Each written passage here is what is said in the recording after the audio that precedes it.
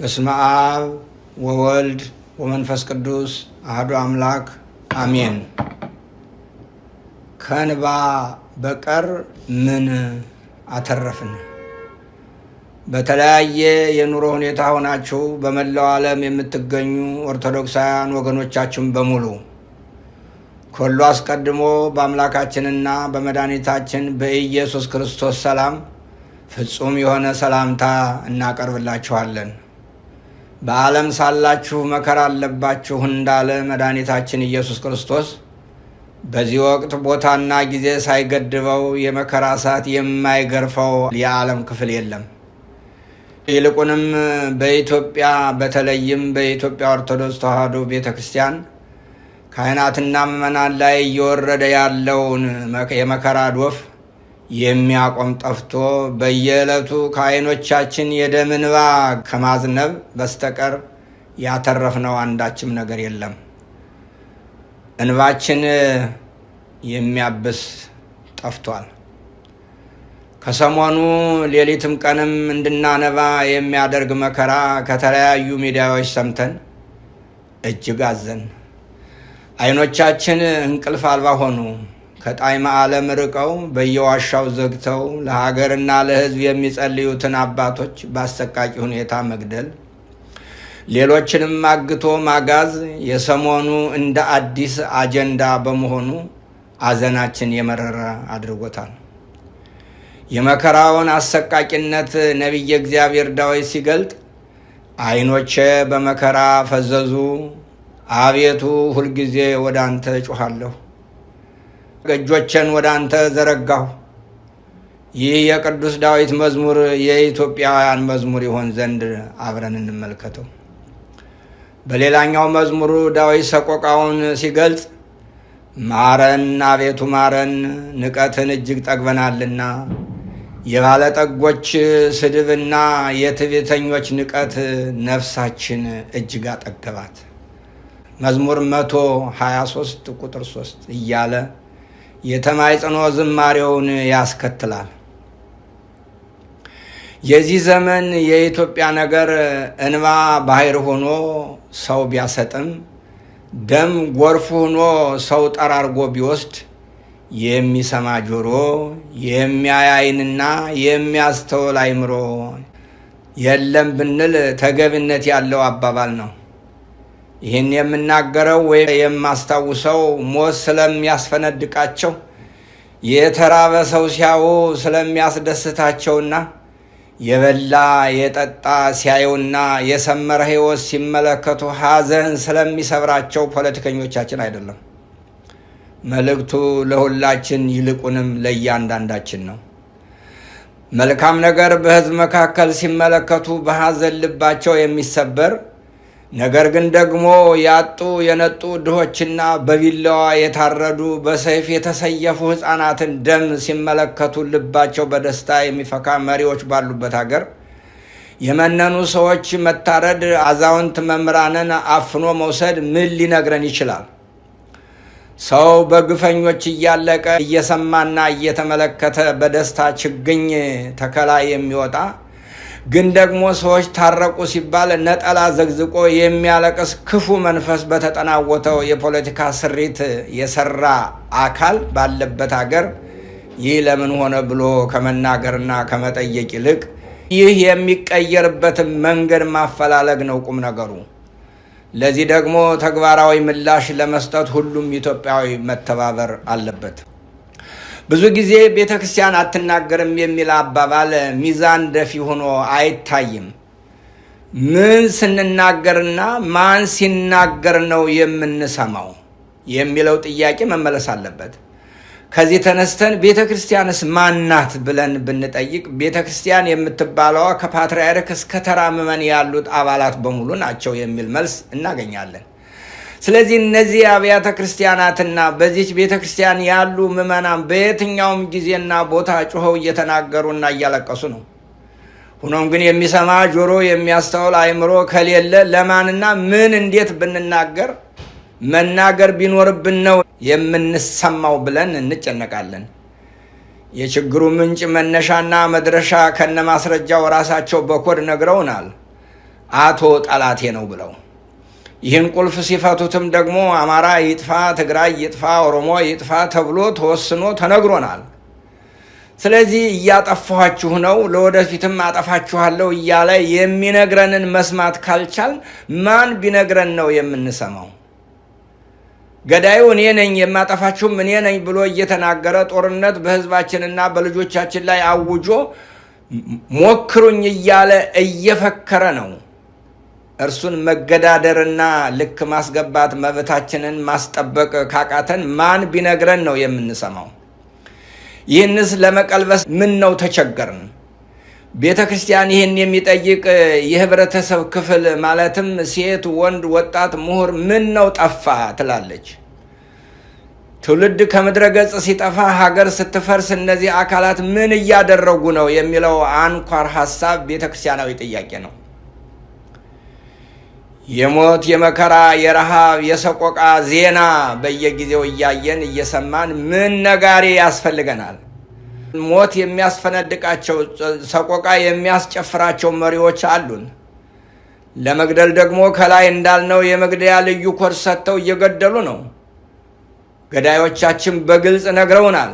አማርኛ ተናጋሪ ጨካኝና ክፉ ነው፣ ስለሆነም መሞት አለበት።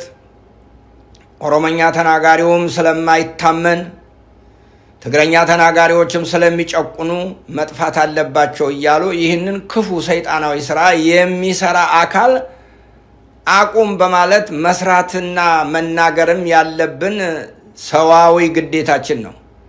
ግዴታችንን የምንወጣው ደግሞ ሌላ አካል ሳይሆን እኛ ራሳችን ሁላችን ነን። ምክንያቱም አሁን ባለንበት ጊዜ የኢትዮጵያ ኦርቶዶክስ ተዋሕዶ ቤተክርስቲያን የያዘችው ህዝብ ቁጥር ከሌሎች አኳያ ሲታይ አብላጫ ሆኖ እናገኘዋለን።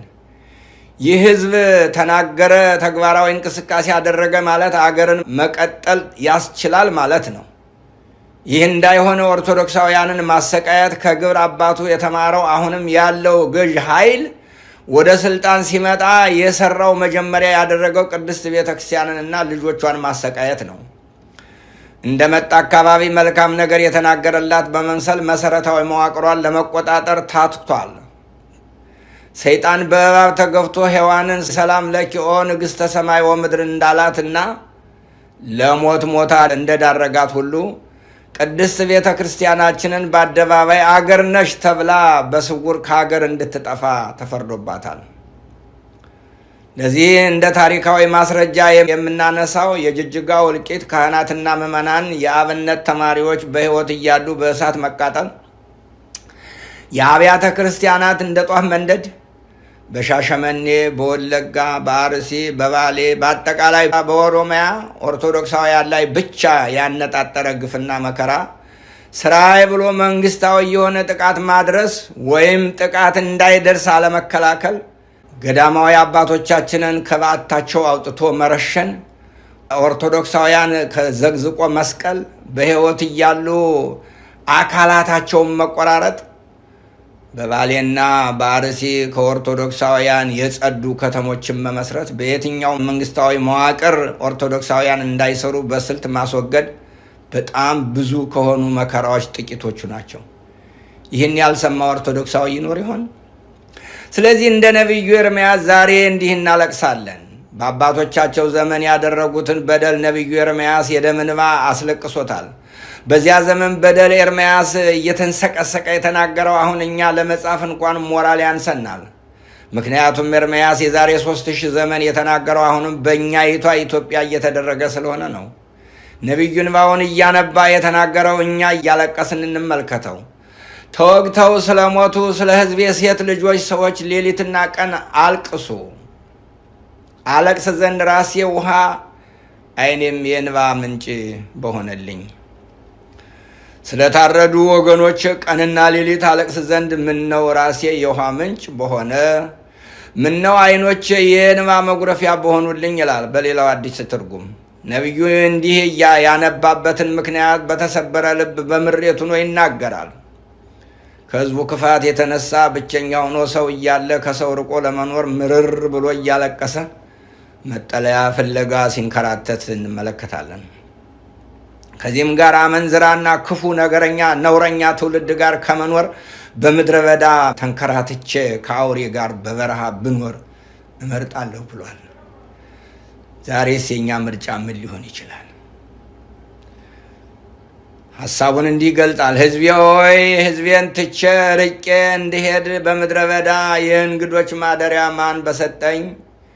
ሁሉም አመንዝሮች አታላዮች መንጋ ሆነዋል የሚለው የነቢዩ መልእክት የእስራኤል በደል ትንተናውን በዚህ አልቋጨውም። አሁንም በሀገራችን የሚደረገውን የሴራ ፖለቲካ በቅጡ የተረዳ ዘጋቢ የሚመስል ትኩስ ዜና ያስነብበናል። ከ3000 ዓመት በኋላ ምንም አይነት የግብርም የዓላማም ልዩነት ሳይኖረው እንደተገበረው ሲገልጽ እንዲህ ይልልናል። ምላሳቸውን ስለ ሐሰት እንደ ቀስት ገተሩ፣ በምድር በረቱ፣ ነገር ግን ለእውነት አይደለም፣ ከክፋት ወደ ክፋት ይሄዳሉና እኔንም አላወቁምና ይላል እግዚአብሔር። ወንድምም ሁሉ ያሰናክላልና ባልንጀራም ሁሉ ያማልና እናንተ ሁሉ ከባልንጀሮቻችሁ ተጠንቀቁ፣ በወንድሞቻችሁም አትተማመኑ። ሰው ሁሉ ባልንጀራውን ያታልላል፣ በእውነትም አይናገርም። ሐሰትን መናገርንም ምላሳቸው ተምሯል፣ ክፉን ለማድረግ ይደክማሉ። ከዛሬ 3000 ዓመት በፊት የተፈጸመና የተነገረ ታሪክ ዛሬ ላይ ምን ይጠቅማል የሚል ጥያቄ አይጠፋም ይሆናል። የእኛ መልስ ደግሞ ዛሬ 4 ኪሎ እየተደረገ አይደለምን? በአጉል ንግግር ለምትሞግቱኝ ደግሞ እንዲህ አስረግጣለሁ። የአሁኖቹ መሪዎቻችን ሊያርዱህ ቢላዋ አዘጋጅተው በእውነት እኔ እንዳንተ ያለ የማከብረው ሰው በዓለም ላይ የለም ይሉሃል። በመጨረሻ አርዶ ሲጥልህ እያየ የሚስቅብህ አብሮ የሚሰራው እሱ ነው። 30 ሰዎች በ30 ቦታ ሰብስቦ ቢናገር ነቢዩ እንዳለው ምላሳቸው ስለ ሐሰት እንደ ቀስት ገተሩ። መልሱ ለ30 ሁሉ የሚወዱትን እንጂ እውነቱን ሳይነግርህ የሚውለው በስራ ሲተረጎም የማይችል የቅዠት ነገር አይደለምን? አንተን የሚያወራህስ የራሱን የውሸት ስራ ከሰራ በኋላ አይደለምን? ለዚህ ሁሉ ከወዳጁ ይጠንቀቅ የተባለው ሲያብራራው ወንድም ሁሉ ያሰናክላልና ባልንጀራም ሁሉ ያማልና እናንተ ሁላችሁ ከባልንጀሮቻችሁ ተጠንቀቁ፣ በወንድሞቻችሁም አትተማመኑ። ይሄ ዛሬ ኢትዮጵያ አይሰራም ወይ? ይሄ ዛሬ በኢትዮጵያ ውስጥ ስንቶቹ በወንድሞቻቸው ታረዱ? ስንቶችስ በጓደኞቻቸው ተከዱ? አገርስ ስንት ጊዜ ደማች? ምን አይነት ፍርጃ ነው? እንዴት ሰው ከወንድሙ ሊጠነቀቅ ይችላል? ነገር ግን ዛሬ ይህ በእኛ እየተከናወነ አይደለምን? በምድራችን የለም አይደረግም ብሎ ሊከራከር የሚችል አለ? ይህስ ያላስለቀሰ ምን ያስለቅሳል? ኧረ በቃን ወገኖቼ፣ ኧረ ይብቃን ወገኖቼ። ሁላችን እንተባበር። የደጋጎች አባቶቻችን አምላክ በሰማዕትነት ያረፉትን ገዳማውያን አበውን፣ በሃይማኖታቸው ምክንያት የሞት ጽዋ የተጎነጩት ካህናትን፣ ምዕመናንንና ለጋ ወጣቶችን፣ ሕፃናትን የሕፃናትን ነፍስ እረፍተ መንግሥተ ሰማያት ይስጥልን እያልኩና እየተማጸንኩ በደረሰውና እየደረሰ ባለው ሞት፣ መከራ፣ ረሃብና ስደት የተሰማኝን ልባዊ ሐዘን እገልጻለሁ። እግዚአብሔር አምላካችን ከዚህ መከራ ይጠብቀን። የቅዱሳን አማላጅነትና ረድኤት በአገራችንና በምድራችን ይሁን። የእናታችን የቅድስት ድንግል ማርያም ጸሎትና አማላጅነት አይለየን። ወስብሐት ለእግዚአብሔር። በስመ አብ ወወልድ ወመንፈስ ቅዱስ አሐዱ አምላክ